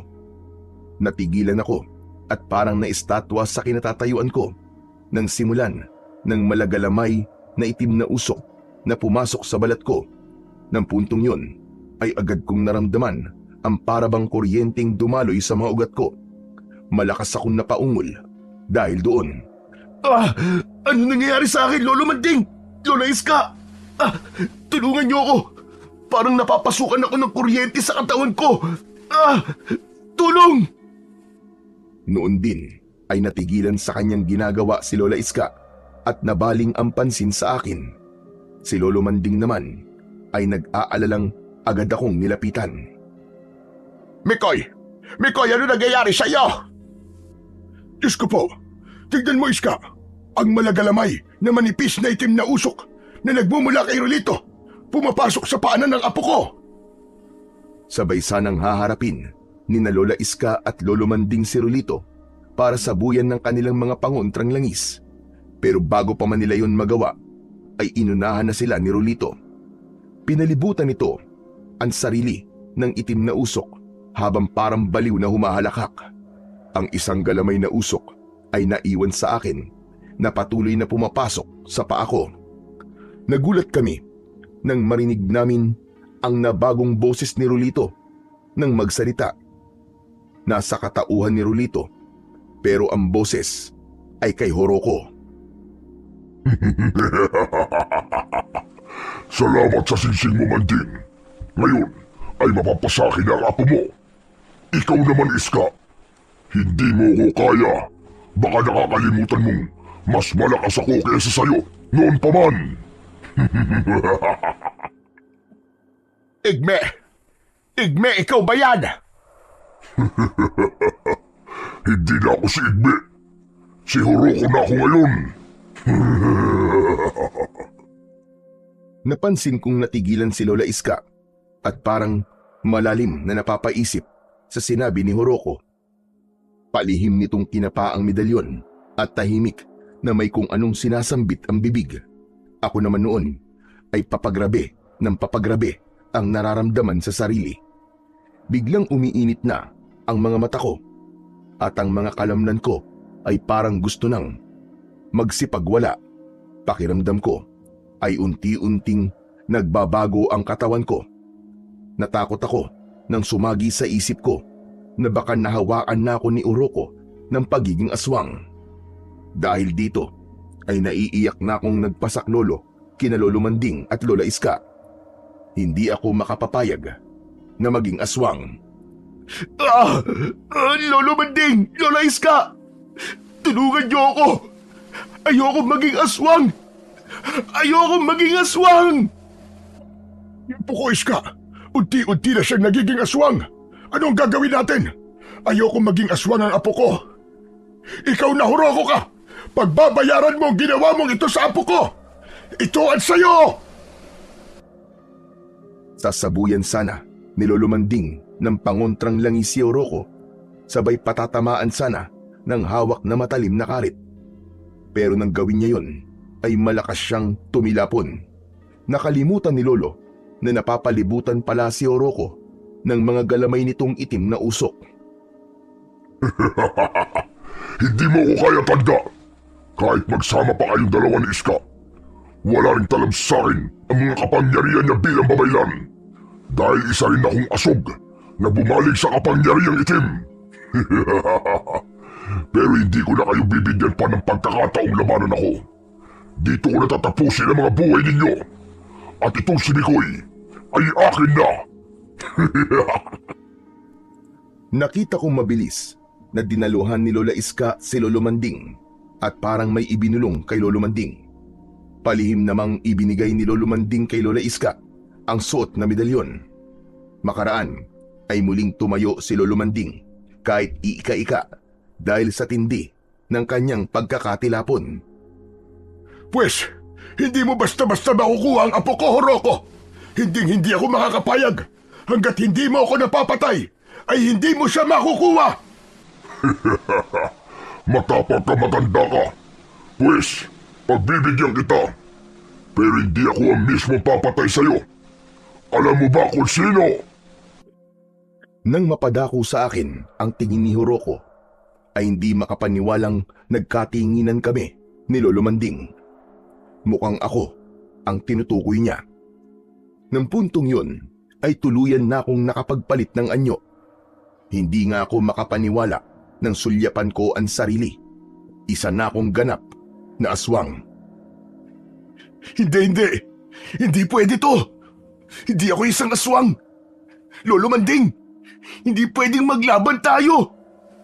Hindi kita pwedeng mapatay. Lolo Manding! Pigilan mo sarili mo, apo. Paglabanan mo. Ayoko rin maglaban tayong dalawa. Ang apo ko. Ano naggagawin natin, apo ko? Hindi. Hindi kita sasaktan, Lo. Ikaw, Horoko. Ikaw ang papatayin ko! Galit na galit akong susugurin ko sana si Horoko, pero nagulat ako nang ang direksyong pinuntahan ng mga paa ko ay papunta kay Lolo Manding. Pilit kong inililihis ang mga paa ko, pero para namang kinokontrol ako ng sarili kong mga paa. Habang papalapit ako kay Lolo Manding, pati ang mga kamay kong nanggigigil ng makadamba ay hindi ko na rin makontrol. Parang wala na ako sa sarili. Noon din ay parang gusto kong mangluray ng katawan ng tao at makaamoy ng sumisirit na sariwang dugo. Lo! Lo, umiwas ka! Hindi ko na makontrol ang sarili kong katawan, Lo! Lumayo ka sa akin! Lo! Ayokong lapain kita! Ayokong mapatay kita, Lo! Umalis ka na rito! Apo ko, ayaw din kita saktan. Hindi ako lalaban sa iyo. Pero kung wala na tayong magagawa sa pagkakataong ito, sige, Apo. Ako na lang ang magsasakripisyo. Ayos lang sa akin na mapatay mo ko. Basta ito ang tatandaan mo, Apo ko. Mahal na mahal kita. Mahal na mahal kita, Apo. Hindi, Lo, ayoko.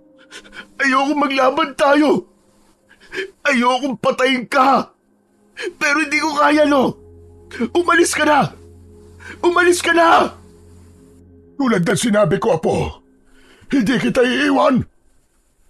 Si Horoko naman noon ay halatang tuwang-tuwa sa tagpo naming yon ni Lolo Manding.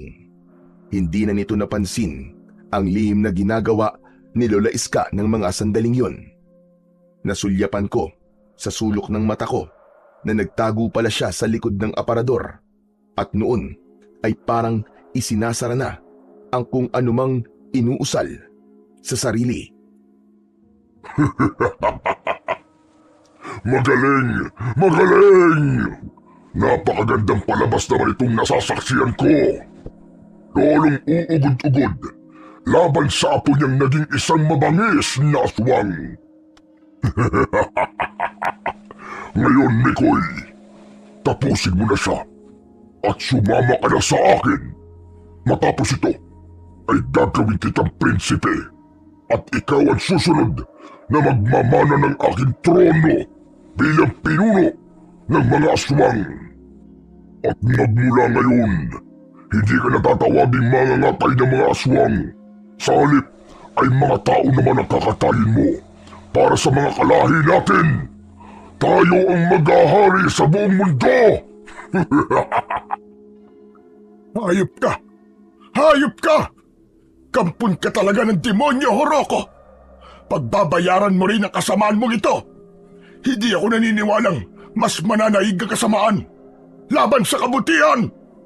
Hindi sa'yo ang huling halakhak! Ganon?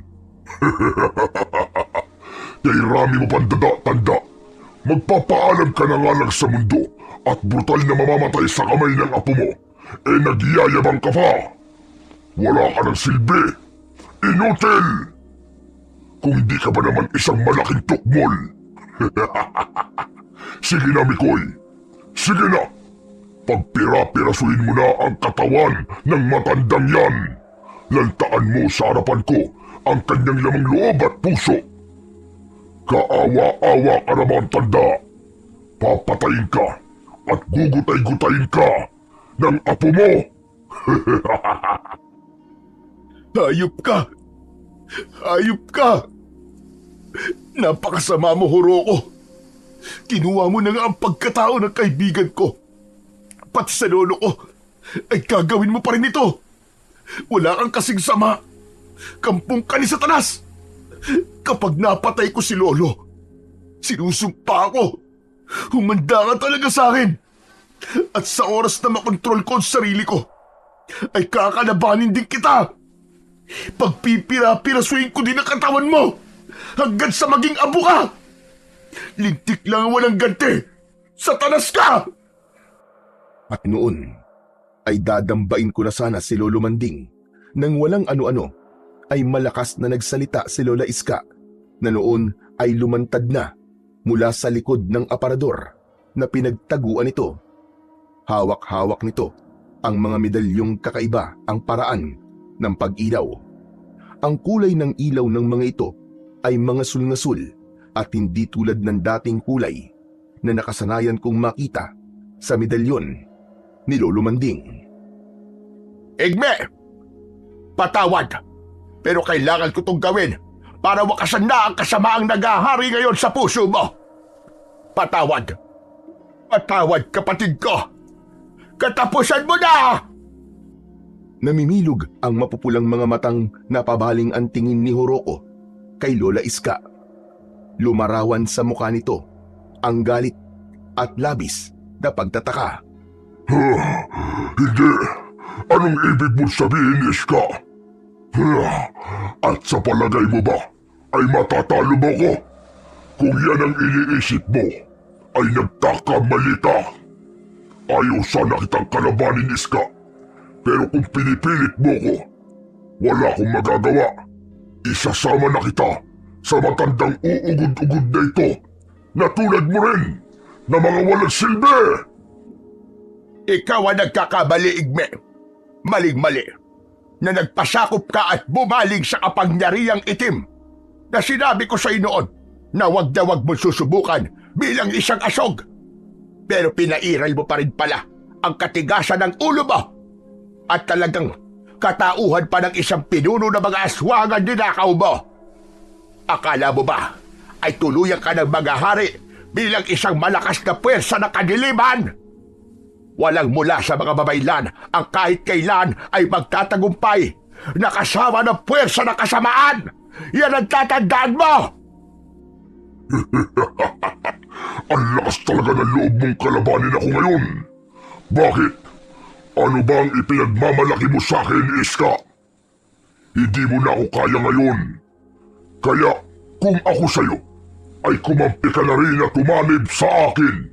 Baka gawin pa kitang reyna ng mga aswang kapag nagkataon. Gusto mo ba yun? Wala ka na, Igme. Wala na ang kapatid ko. Buwang ka na talaga. Buwang ka na.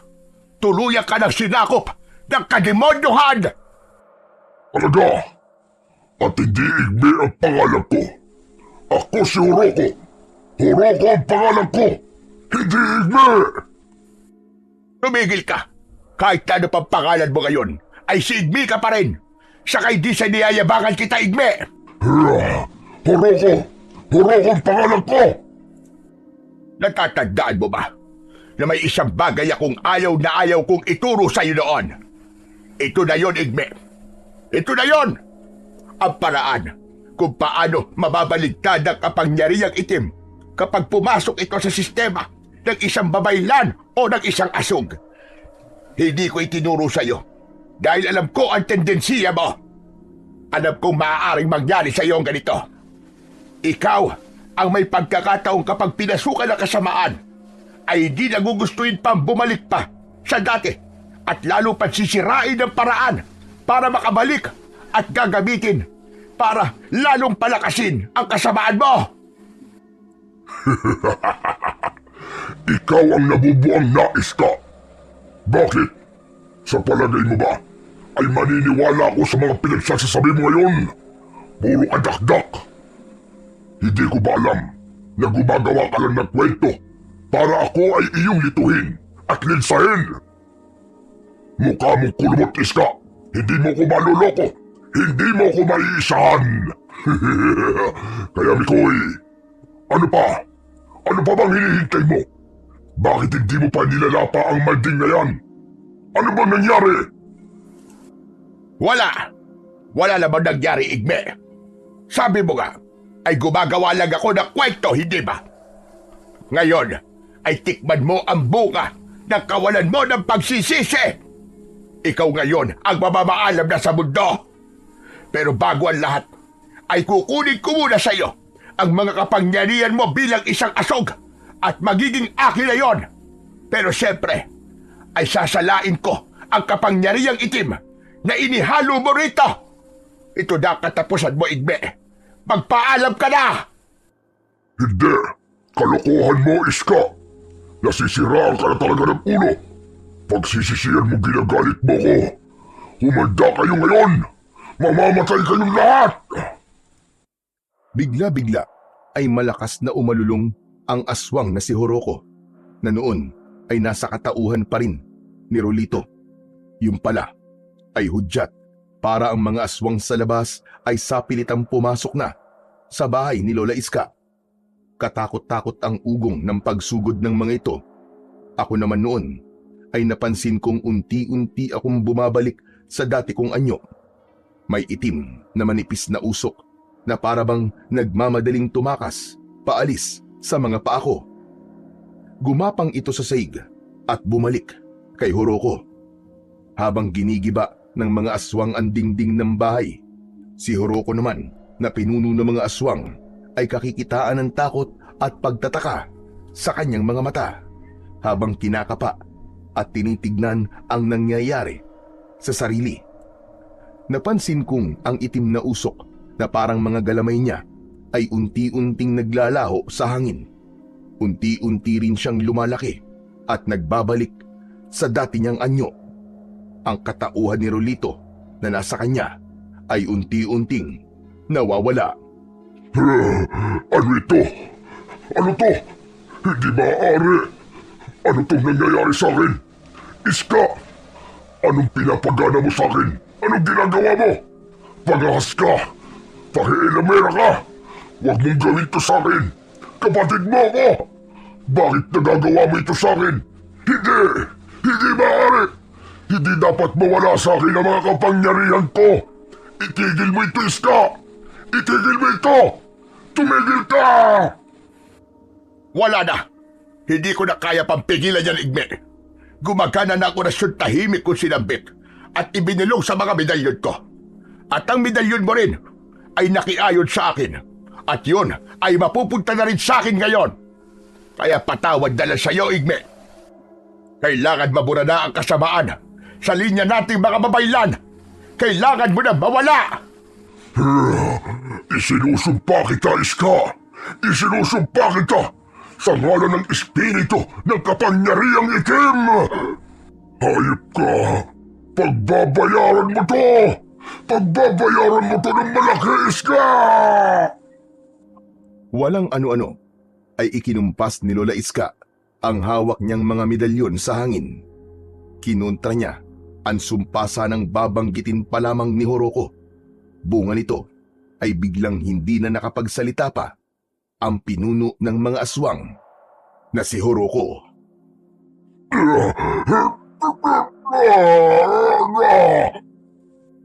At bilang panghuling ritual ay mabilis ulit na sinindihan ni Lola Iska ang pinulot niyang bibit-bit na banga na mabilis niyang muling nilagyan ng mga tuyong dahong herbal at mga kung ano-ano na pangontra sa mga aswang. Pinausukan niya at pasayaw-sayaw na pinalibutan si Horoko habang malakas na sumasambit na isang orasyon. Si Horoko noon ay hindi makagalaw sa kinatatayuan. Ang mga pag-ungol niya, singasing at atungal ay unti-unti nang humihina. Nang tuluyan siyang mapalibutan ng mga usok mula sa banga ni Lola Iska, ay doon na siya biglang nanginig ng grabe hanggang sa nagkikisay ang katawan at bumula ang bibig at nagsimulang maagnas na parabang naupos na kandila.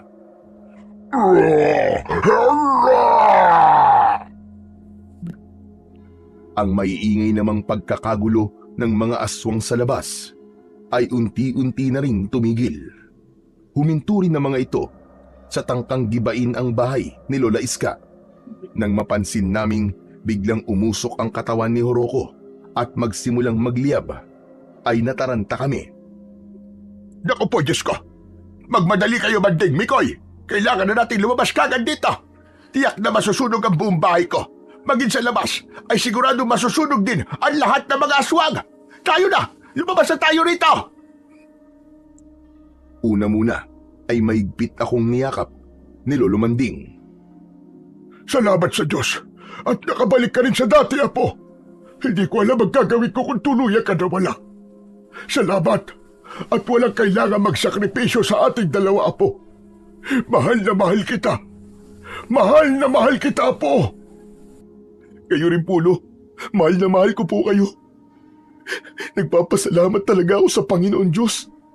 Kung nagkataon, ay hindi ko po mapapatawad ng sarili ko kung sakaling nalapa ko po kayo kanina. Ay, ano pa yan? Mamaya na kayo magdrama, maglolo. Wala tayo sa palabas para magdrama kayo ng ganyan. Diyos ko naman, nasa peligro na nga tayo ngayon. Tantanan nyo na nga yan. Aba, alam nyo pa yata si Ato Redillas at Fernando po. Dali na, bago pa kayo maging mga aboryan. Bilisan nyo na! Grabe naman. Si Lola Iska naman eh. Panira kayo eh. Hayaan mo na. Tara na po. Kilala ko kasi yan si Iska. Wala talagang kadramahan yan. Kahit noon pa. Nung kami pandalawa. Hindi po ako naniniwala. Kanina nga po sa harap ni Oroco, nagdrama din siya eh. Huwag mo nang iparinig sa kanya at malalagot ka kapag napagtanto niyang nakapagdrama pala siya. Tara na, lumabas na tayo. At doon na natapos ang pakikipagharap namin ni Lolo Manding sa pinuno ng mga aswang na may lahing asog na si Oroco. Si Lola Iska lang pala ang makakatulong sa amin. Siyempre ay nagkaroon din ng papel ang matalik kong kaibigan na si Rolito. Tungkol pala kay Rolito, sa tulong ng kapangyarihang nabawi ni Lola Iska kay Lolo Igme, ay naibalik namin siya sa pagiging normal na tao. Sinamantala pala ni Lola Iska na nakipagpalitan si Lolo Igme o Oroco sa katauhan ni Rolito kung nagkataong napagana niya ang pambaligtad na kapangyarihan na nasa totoong anyo na si Oroco, ay hindi na pala sana uubra na mabawi pa ang pagiging normal na tao ni Rolito. Nakalulungkot nga lang na ang itay pala niya ay hindi na naibalik sa dati. Ako rin naman ay naibalik sa dati dahil noon ay nasa katauhan pa lang din ni Rolito si Oroco nang maibalik ako sa dati. Marami akong natutunan sa karanasan namin ni Lolo Manding bilang mga mangangatay ng aswang. Una, ay delikado pala talaga ang posibleng kahihinatnan kung hindi ko kukontrolin ang pagiging mainipin at ang pagiging padalos-dalos ko. Muntikan na talaga kaming mapahamak nang papasukin ko ang inaakala kong matalik kong kaibigang si Rolito.